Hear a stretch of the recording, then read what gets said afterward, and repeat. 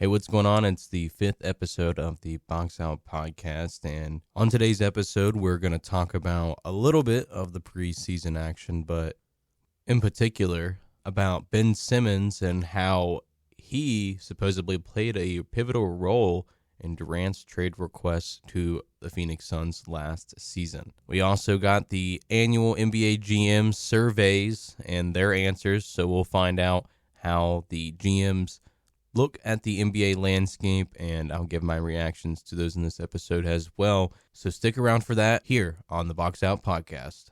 Cue the music.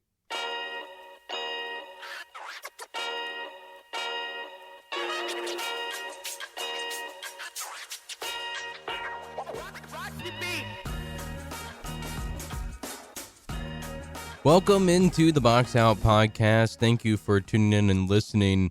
First up, going to talk about a report that Kevin Durant would have been willing to stay with the Brooklyn Nets last season, supposedly, after Kyrie Irving's departure, if Ben Simmons would have been healthy.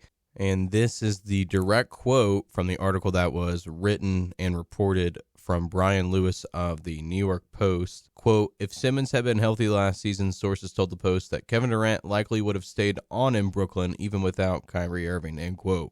Now, I don't know about you, but to me, that just smells fishy. It smells like someone being fed something, because Simmons, although we know of his highest potential, right? When Kevin Durant joined that Nets team, it was under the idea that it was going to be with Kyrie Irving. Eventually, James Harden would fall into the mix when Kyrie Irving was basically not with the team. I remember he attended some birthday and there was a protocol issue. I don't know. There was a lot of reasons Kyrie Irving didn't play basketball at different times for the Brooklyn Nets, but James Harden was traded for, and the Nets instantly became this scary offensive trio to the rest of the league. Well, they barely ended up playing together, and we all know now how that all finished, with Harden being sent away for Ben Simmons. This circles us back to the report that I brought up here today on the show. Simmons was limited to 42 games last season due to injuries, and when he did play, he looked like a shell of his former self on the floor, averaging career lows in points with 6.9, rebounds 6.3, and assists 6.1, while showing a noteworthy regression on defense, at least to my eyes. So the idea that Simmons, his presence, if he had just been appearing in more games, doesn't necessarily sway me to think that Kevin Durant was going to stay. And I probably think that you wouldn't think so either. Because ultimately, even if Ben Simmons had been more healthy and closer to his All-NBA self, he still had the problems and the hiccups in the playoffs. We still haven't resolved that. We don't know yet, at least. Then there's the baggage on his jump shot. And then the most important question being, can he be your number 2 or number 3 guy on an NBA championship team? Again, talking about fully healthy and back to All-NBA level Ben Simmons here. And I think that there is still a heavy question mark on that before all of the injury stuff, as we saw in the playoffs. And so I'm just hard-pressed to believe that Ben Simmons himself, even if he had been back to his All-NBA self, was going to be the reason that he stayed. There would have had to have been something else, I think.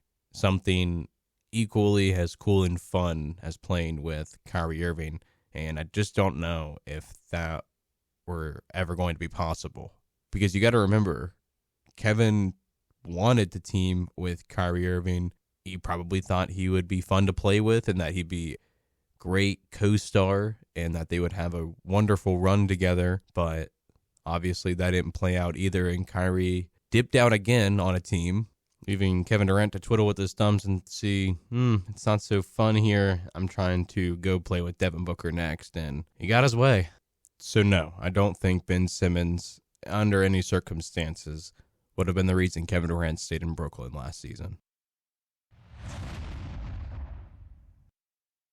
All right, it's time to look at the 23-24 NBA GM survey. NBA general managers reacting to some key topics before the season tips off. The first question that we will talk about here is the big kahuna one. Which team will win the 2024 NBA Finals? And two teams are actually tied for first. It's the Denver Nuggets, who I agree with. They are the reigning champions, and they should be trying to get that second championship. And then tied with them is the Boston Celtics at 33%, which is crazy to see because of obviously the recent moves with Drew Holiday joining the crew and Kristaps Porzingis over the offseason as well. The Milwaukee Bucks come in at number 3 at 23%. So a 10% discrepancy there. And then the Phoenix Suns at number 4, 7%. And the LA Clippers at 3% at number 5. Last year, it was the Milwaukee Bucks that led this category at 43%. Now, my first initial reaction is, first, keeping in mind, NBA GMs, I want to admit that they know more about NBA basketball than me, but this is my show, so I'm not going to do that. But I do think that the Celtics might be better than the Bucks. Now, I admit that I am a Celtics fan. That's who I grew up becoming a fan of. But non-biasedly, I do think the Celtics roster construction-wise might just be better because of the fact that not only do they have the explosive scoring in Tatum and Brown from the wing position, now they add Kristaps Porzingis, has like a unicorn. He can get some post touches. He looked good in the preseason game against the Philadelphia 76ers, who they didn't have Embiid. And I know it was just a preseason game, but still, he just shows you some of the flashes and different looks at what they can do this season. And they can do a serious 5-out, and they can do that with even double bigs too with Al Horford. And so I understand why the GMs could think this. I also will add on the flip side that I do think that the Bucks, if we were creating a perfect percentage list here, the Bucks would be closer to the Celtics than a 10% discrepancy. Now, the Nuggets being 33%, I think that maybe you could argue and that they should be actually the real number one, make it 34% if we're adjusting the percentages ourselves here on the fly. I think that the Nuggets deserve that kind of respect. Jokic, he is a absolute baller, and he makes it look super easy. He looks like your average grandfather or uncle at the YMCA, just hooping like he knows how. He doesn't even really care about his own personal glorification, which is nice to see, honestly. A lot of people rag on him and say, oh, the interviews are lame, that he doesn't care. Well, I think that if you just asked him questions about, his team and asking him about the things that he does care about, not asking him about him getting a bunch of points or winning the MVP, ask him about, for example, I saw a clip of a reporter asking him about whenever he became the all-time assist leader for the Denver Nuggets, and he was all electric and happy to talk about all of it, and seemed like he was really passionate and genuinely wanted to be remembered for passing the ball well and setting up his teammates. But besides all that, I do think that the Nuggets should probably be number one on that list. The Phoenix Suns at 7%, I think also could be a little low because I think that Kevin Durant and Devin Booker are such offensive forces that they are going to cause havoc for teams. I don't think that they got better trading away DeAndre Ayton and getting back some role players. I understand that they needed some depth, but at the same time, I think that Ayton was one of the only players who, at least at times, had given Jokic some troubles. Now, going back to 2021, now Jokic didn't have Jamal Murray that season and in the playoff series, but he did hold Jokic to 25 points per game, which again doesn't sound great, but superstars are kind of going to get theirs at times. He shot 48% from the field and 28% from three, which doesn't sound horrible, but it's also not great whenever you look at the series prior that he had just played, Jokic did, against the Portland Trailblazers and being guarded by Yusuf Nurkic, the brand new center for the Phoenix Suns. against Nurkic and the Blazers. He averaged 33 points a game, shooting 53% from the field and 43% from three. Now, I get that it's a small sample size and they didn't have Murray, but at the same time, it doesn't take a rocket scientist to see that DeAndre Ayton is more dominant defensively and has a higher ceiling defensively than Nurkic does. And in a conference where the West might run through the Nuggets, it may come back to bite you. So I kind of understand why the Suns are in that place. Now, adding Bradley Beal to the mix does help in the sense of just being an overload offensive force. We're going to outscore you. And I get that, especially in the playoffs, having three scorers like that is certainly going to be hard for teams to stop, but you have to stop Jokic too. Now, let's move to the Eastern and Western Conference rankings. Now, in the East, it doesn't surprise now knowing the final predictions that Boston got 53% of first place votes amongst the GMs. Milwaukee, they got 43% of the first place votes. Both teams only got first and second place votes. Cleveland, they got 43% of third place votes, 23% of fourth place votes. Philadelphia, they got 30% of third place votes and 20% of fourth place votes. Both Cleveland and Philadelphia got neither first or second place votes. The New York Knicks, no first or second place votes, but they do get 17% of the third place votes and 33% of the fourth place votes. Good for number 5. And Miami, the only team to receive a first place vote outside of Boston and Milwaukee. They got 3% of first place votes, 3% of second place votes, which only Milwaukee and Boston again got. Then they got 10% third place votes and 20% fourth place votes. Atlanta was given the 7th spot with 3% fourth place votes. Now, I kind of think Miami is being pushed down a little bit here because of the indifference on where they could be, whether it be first, second, third, or fourth, or even fifth and sixth. I could definitely, though, see a season in which they end up as the 6th seed. They haven't been that great in the regular season. They weren't last year before they made their run in the playoffs. And talking about Miami for a second here, they didn't replenish their roster, I think, well enough, considering the fact that they essentially lost 2 playoff starters in Max Strus and Gabe Vincent. Now, I understand ideally you want Lowry since you're paying all that money to start and Hero to start, but they were the ones who helped to carry you to that run, and they obviously would have been great, viable role players, but not able to maintain them and then not really replenishing. Now, Miami has the culture of turning nothing into something, but I think at some point in this Jimmy Butler Miami Heat run, that's going to run out, and it's not going to be good enough, which, by the way, it technically hasn't, because though you've made 2 NBA Finals, they haven't nabbed you any championships. Now, let's head over to the Western Conference side of things. Denver, they got 70% of the first place votes. Phoenix got 23% of the first place votes. The Los Angeles Lakers got 3%. The Clippers got 3% as well of first place votes.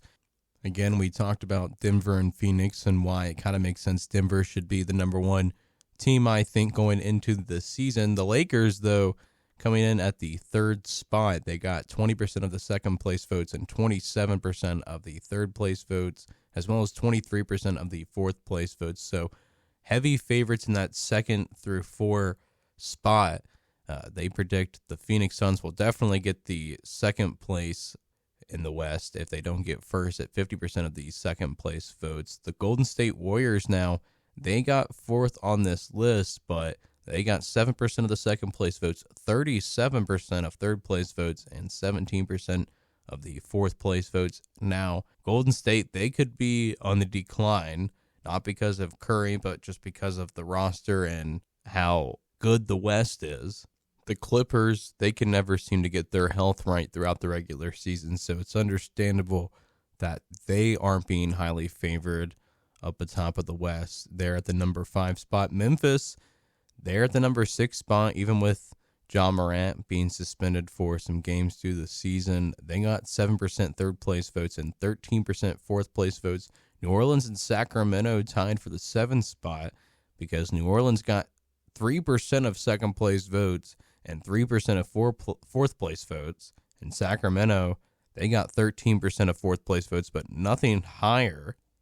Then Dallas would be number 9 at 10% fourth place votes. In Oklahoma City, they have at number 10 with 3% fourth place votes. Now, if you heard my podcast on Tuesday, you know that the Oklahoma City Thunder are going to be better than that, but interesting to see what the GMs think. Last year, the Clippers and Warriors both got 48% of the votes to win the West, by the way. So clearly this isn't necessarily an accurate predictor, but it's still cool to get some insight to some other questions as well. Like specifically the player ones I think are interesting. Who will win the 23-24 Kia MVP, they asked. And number 1 is Nikola Jokic at 43%. Number 2, Giannis Antetokounmpo at 20%. Number 3 might surprise you some, or maybe won't surprise you. Jason Tatum at 13%. Number 4, Luka Doncic at 10%. Also receiving votes were Anthony Davis, Kevin Durant, Joel Embiid, and Shai Gilgeous-Alexander. Last year, it was number 1, Luka Doncic at 48%. I think that the top 3 there of Jokic, Giannis, and Tatum being the top 3 are probably your best bet. One that really strikes me, though, is if you were starting a franchise today and could sign any player in the NBA, who would it be? Number 1 is Nikola Jokic at 33%. Makes sense. Number 2, not Giannis, who they just voted could be the MVP this season. They voted Victor Wembanyama from San Antonio at 23%. Number 3 is Giannis with 13%. Number 4, Luka Doncic with 10%. Number 5, Anthony Edwards at 7%. So interesting how they voted for Victor Wembanyama so much that he ended up at number 2 on the list at 23%. I mean, it's 23% of NBA GMs said that they would start with Victor Wembanyama, and he's not even played a regular season game. So to talk about hype for this guy. Now, if you've seen him in the preseason, you'll get it. I mean, he's making crazy shots. He's going to be on your TikTok highlights, your Instagram reels. He's going to be everywhere that highlights are posted because he's going to make plays every game that I don't think we've seen before from a player, especially at his height and with his skills as well on the perimeter. But 23% is crazy, but just goes to show the amount of potential that NBA GMs really believe Victor Wembanyama has. Now, there are a lot of these to get to, so we are going to take a pause on that, and we might pick up some more of those on the next episode. Thank you for listening, especially if you've made it this far. Appreciate it. Leave us a good review, as well as a like, share, subscribe, all of that jazz. Follow us on Instagram at the Box Out Pod. Thank you for listening. Cue the music.